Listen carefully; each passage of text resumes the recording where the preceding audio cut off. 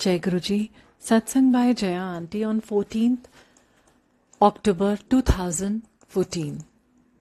गुरु जी के दर्शन को देखकर एक अनजान व्यक्ति के मन में जो सवाल आता है, ये कहीं के राजा महाराजा होंगे। उन्हें क्या पता कि वो राजाओं के राजा, देवताओं के देवता साक्षात शिव को इस रूप में देख पा रहे हैं। राजाओं की शान बान कैसी होती थी, ये तो हमने सिर्फ किस्से और कहानियों में ही पढ़ा और सुना, पर इस दरबार में आकर हमने उससे भी कहीं ज्यादा देखा और महसूस किया है। हर फंक्शन में गुरुजी के दरबार की शोभा देखते ही बनती थी। जो पहला फंक्शन हमने गुरुजी की ब्लेसिंग्स के नीचे बड़े मंदिर में मनाया, वो था बैसाखी का फंक्शन। हम पूरे खानदान के साथ वहां थे। काफी संगत थी, आज की जितनी नहीं। लंगर के बाद सबको बड़े मैदान में जाकर बैठना था। हमारे लिए सब कुछ नया सा था। हम सब बैठकर गुरुजी का इंतजार कर रहे थे।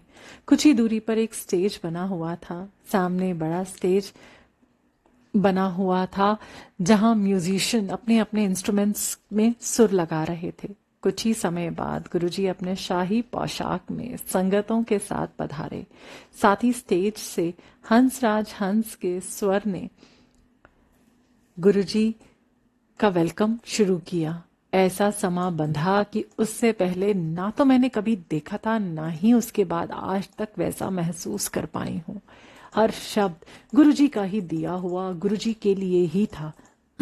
हम बस आनंदित हो रहे थे। लग रहा था कि सारे देवी देवता भी गुरुजी की इस महफिल में आंदोलित हो रहे हैं। सुबह के 3:30 हो गए थे, पर हम कभी गुरुजी को देखते, कभी स्टेज पर देखते। संसार के मालिक की छत्र छाया में, उनके ही दरबार में, उनके साथ संगीत की दुनिया में हम इस तरह से खो गए थे कि किसी भी चीज की सुध-बुध नहीं थी। बच्चों को ठंड लगी तो अपनी अपनी चुन्नियों में समेट लिया। संगत ऐसे सुध-बुध खोकर गुरुजी के सामने नृत्य कर रहे थे।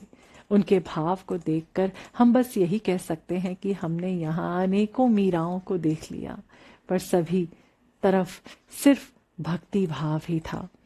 गजब का डिसिप्लिन हर एक बंदे में नजर आया।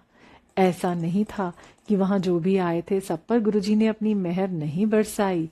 गुरुजी के लिए तो हम सब बराबर हैं। इन सब के बावजूद भी हमारे साथ सारे आए लोग नहीं जुड़ पाए। वो क्या खोज रहे हैं, ये तो मैं उन्हें क्या कहूं। पर आज भी गुरुजी से अरदास है कि उन्हें अपनी शरण में ले लें। गुरुजी को डिसिप्लिन बहुत पसंद है। संगतों से कहना चाहूंगी कि जब हम मंदिर में बैठते हैं, आपस में ऐसे बातें करते हैं जैसे हम किसी पिकनिक स्पॉट पर हों। हर संगत के साथ गुरुजी खुद रहते हैं। जब आप बातें करते हो तो साथ बैठे संगत का ऑरा का प्रभाव आप खो देते हो।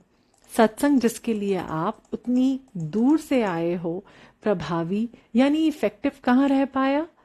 मंदिर में या सत्संग में गुरुजी की ब्लेसिंग्स के साथ साथ हमें हजारों संगत के ऑरा से भी तो ऊर्जा प्राप्त होती है, और ये सकारात्मक यानी पॉजिटिव ऊर्जा ही हमें बुरे वक्त से निकलने में मदद करती है।